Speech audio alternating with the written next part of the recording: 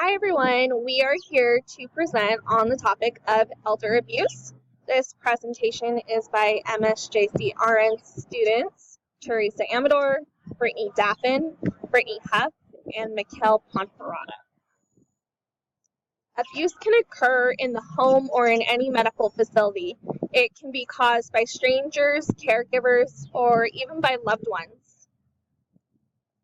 Abuse can assume many forms, including inflicting pain or injury, stealing, mismanaging funds, misusing medications, causing psychological distress, withholding food or care, or confining a person.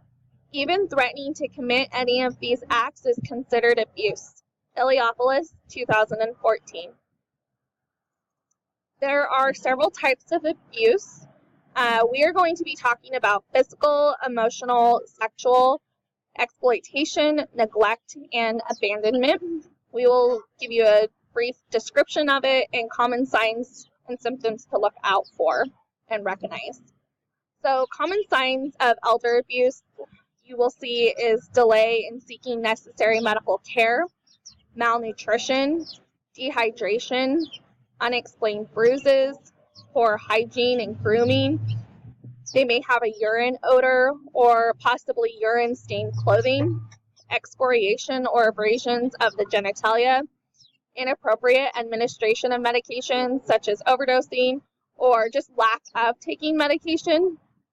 They may have repeated infections or injuries or preventable complications from existing diseases, maybe uncontrolled blood pressure, uncontrolled diabetes. They will have evasiveness in describing conditions, symptoms, problems with home life. They won't really want to talk about why they got that bruise or how they broke their arm or why they aren't taking their medication. They can have an unsafe living environment. They may have social isolation, or they may have symptoms of anxiety. They may be suspicious of others, or symptoms of depression.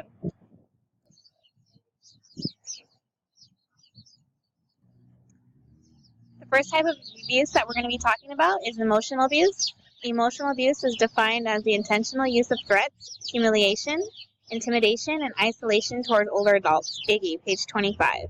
Examples of emotional abuse include confinement, isolation, verbal assault, humiliation, diminishing self-worth, dignity, and identity.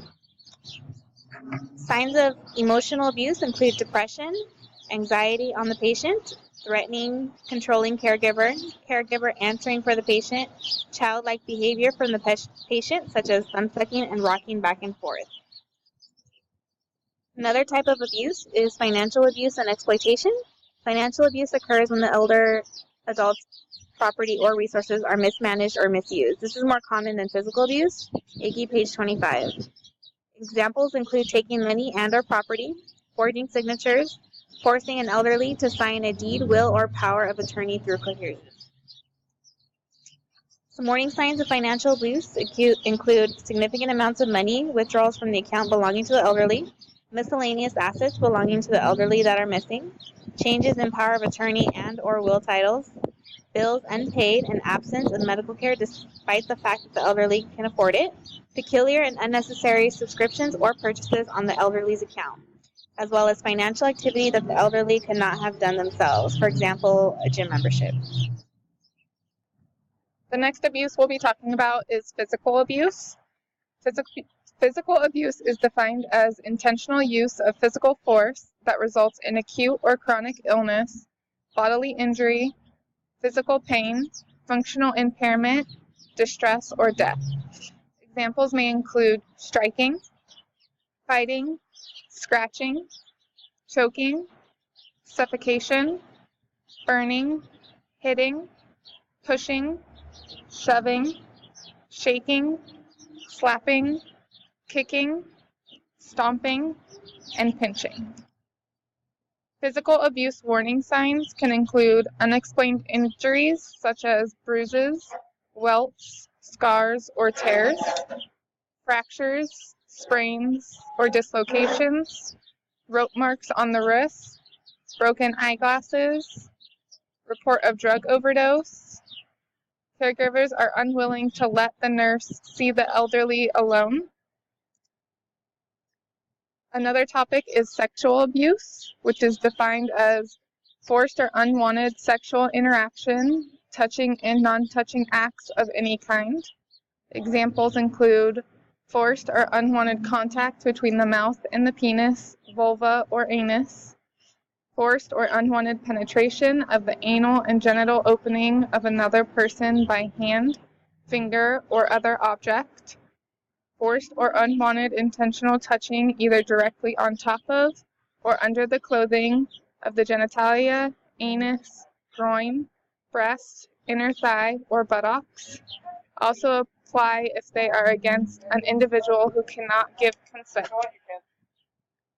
Sexual abuse warning signs can include bruises and tears around breast or genitals, vaginal bleeding or anal bleeding with no explanations, stained, torn, or bloody clothing. Okay, so we're going to be talking the last two terms of elderly neglect and elderly abandonment. The first one is elderly neglect. So neglect occurs when a caregiver fails to provide for an older adult's basic needs such as food, clothing, medications, or assistance with ADLs. So examples would be withholding medication or giving medication in the wrong times or inappropriately, or just not educating the patient on, or the elderly on, how to properly take these medications as well as the side effects. Withholding nourishment is another example of neglect, and that's an example of that would be like not giving them their TEN, their TPN, or giving them the wrong types of foods for their medical conditions. Poor hygiene and turning is another form of neglect. So not taking care of the elderly's hygiene, like not cleaning them, not changing their clothes or changing their bed sheets, as well as not turning them, could be a sign of elderly neglect as well. Turning is very important because it reduces the risk of decubitus ulcers, which are very common in the elderly due to their bony prominences and their thin skin. So unsafe living environment is also a sign of neglect. Making sure to keep rugs out of the floor and wires untangled is part of your duty in caring for the elderly. So elderly neglect can just be defined as an overall lack of concern or care for the elderly's environment. So the warning signs of neglect. So you'll see the weight loss and dehydration that is coupled from the malnutrition or just not caring for the elderly adult's nutrition. You'll see the bed sores and the open wounds, which could be attributed to the lack of turning and the lack of hygiene.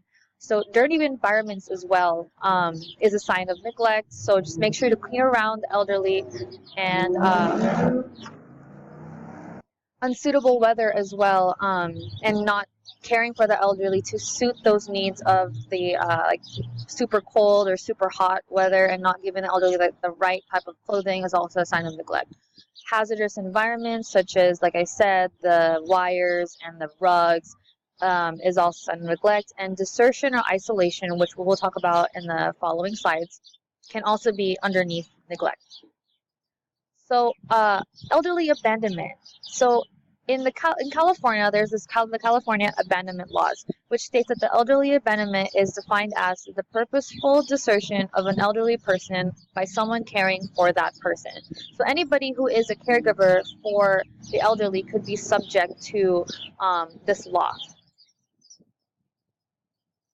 As nurses, we are all mandated reporters. Any suspicion of abuse must be reported immediately by calling 911 or social services. A mandated reporter is anyone who is in constant contact with a vulnerable population. Mandated reporters are required to make a report for any suspected abuse. We really want to thank you for watching our video on elder abuse.